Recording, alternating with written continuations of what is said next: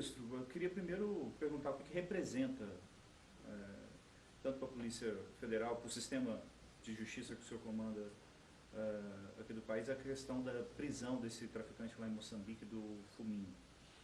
Nós vivemos hoje num contexto difícil, que é dessa pandemia do coronavírus, não só o Brasil, mas o mundo inteiro, mas a segurança pública é um serviço essencial e não pode parar.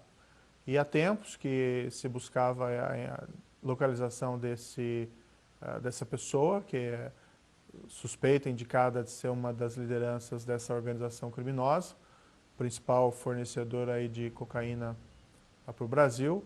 Em princípio, é a maior da organização que está em liberdade, né? Existem outras presas, mas em liberdade seria essa. E foi localizada em Moçambique, foi presa hoje, graças ao trabalho da Polícia Federal e igualmente aqui a DEA norte-americana e a Polícia de Moçambique. Então é importante, é um golpe poderoso na estrutura dessa organização. E as informações que vocês têm é que ele continuava atuando?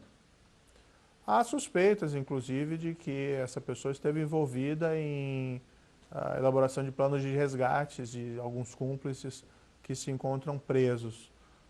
Então, essa pessoa foi presa, vai ser trazida ao Brasil, vamos trabalhar isso junto às autoridades de Moçambique, para que ela seja trazida o quanto antes, que possa ser julgada aqui pelas Cortes de Justiça.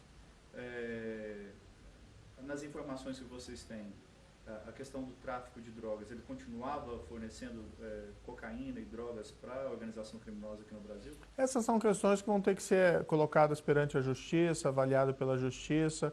As informações que nós temos, né, das investigações da Polícia Federal, há prisões em vigor contra ele e há suspeita do envolvimento dele em diversos crimes, entre eles tráfico de drogas e de ser uma grande liderança dessa organização criminosa. Mas são todas questões que vão ter que ser discutidas perante os tribunais. Essa organização criminosa ainda preocupa muito o trabalho de vocês aqui no Ministério? Olha, a postura do governo, do presidente Jair Bolsonaro, tem sido de nós sermos firmes, evidentemente com o devido processo, observando a lei, contra essas organizações criminosas. E sem nenhum demérito dos governos passados, que tiveram também ações importantes, acho que nunca houve um governo que foi tão duro contra essas organizações criminosas, isolando as lideranças, com recorde de apreensão de drogas, de confisco de bem dessas organizações, e faz parte desse trabalho a busca por essas lideranças mais proeminentes.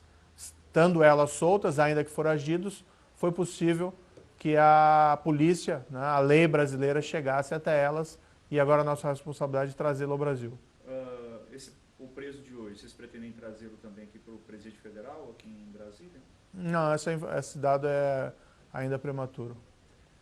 Vamos falar um pouquinho sobre as ações com relação ao coronavírus. 3 perguntas rápidas. Quais têm sido as principais ações aí do Ministério da Justiça, principalmente no que se refere à questão dos presídios brasileiros? O foco tem sido justiça e segurança, evidentemente a parte de saúde, a parte de economia, de responsabilidade de outros ministérios.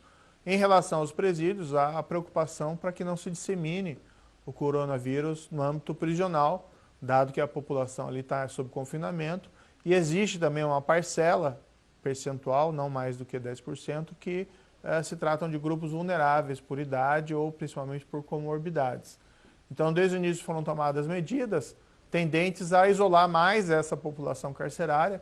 Isso significa uma restrição a mais de direitos, mas nesse período isso tem sido bem compreendido, não como uma punição, mas como uma medida para evitar essa disseminação. Então, proibição de saídas temporárias, suspensão de visitas, e essa estratégia tem sido bem sucedida.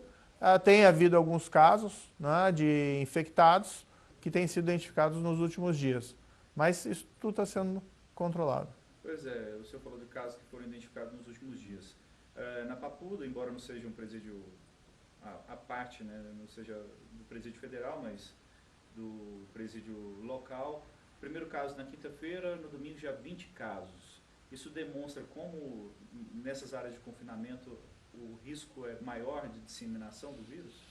Nós temos casos, um caso no Ceará, um caso no Pará e foi identificado um caso no Distrito Federal. Desse caso no Distrito Federal, que houve aparentemente essa contaminação de outras pessoas.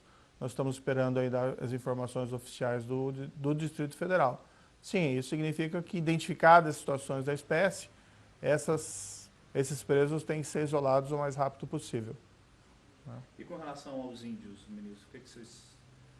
Os índios, a orientação dada à população indígena pela FUNAI é de restringir as saídas, as visitas às aldeias. Claro que isso gera também aborrecimentos à comunidade indígena, mas é importante nesse momento que eles fiquem mais protegidos da contaminação.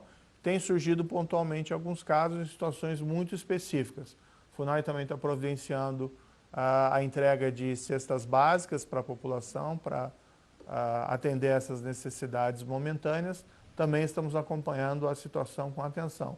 Esses casos vão surgir, né? Não é possível aí uma imunidade absoluta, mas as situações estão sob controle.